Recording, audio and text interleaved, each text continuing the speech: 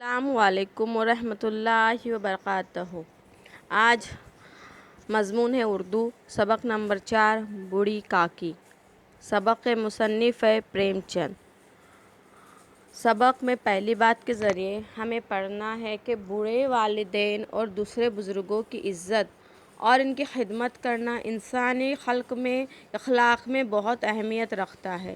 ہر مذہب کی تعلیم میں سبق دیا گیا ہے کہ ماں باپ کا خیال رکھنا اور اولاد کا فرض ہے، خاص طور پر جب ان کی عمر زیادہ ہو جائے تو ان کی خدمت اور صحت کی طرف اولاد کو دھیان دینا چاہیے۔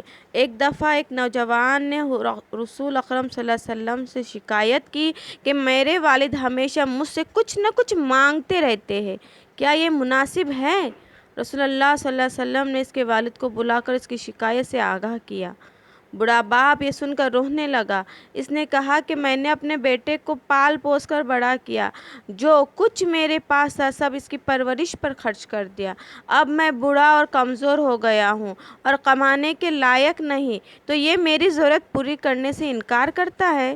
حضور صلی اللہ علیہ وسلم نے بوڑھے کی بات سن کر آپ دیدہ ہو گئے۔ آپ دیدہ یعنی رونے لگے، ان کی آنکھوں میں آنسو آ گئے اور نوجوان سے فرمایا، اے نوجوان سن، تو اور تیرا مال سب کچھ تیرے والد کی ملکیت ہے۔ پھر آپ نے نوجوان کو نصیحت کی کہ اپنے بوڑھے والد کی خدمت کرتا رہے۔ درج ذیل کی کہانی میں بھی بزرگوں سے حسن سلوک کا تذکرہ کیا گیا، یعنی ہم چھوٹے رہتے ہیں، ہماری پڑھائی لکھائی، ہمارے کھانے پینے، ہمارے کپڑے پہننے اوڑھنے، ہر چیز کی ذمہ داری ہمارے ابو پر رہتی ہے، لیکن جب ہمارے ابو، ہمارے والدین بوڑھے ہو جاتے ہیں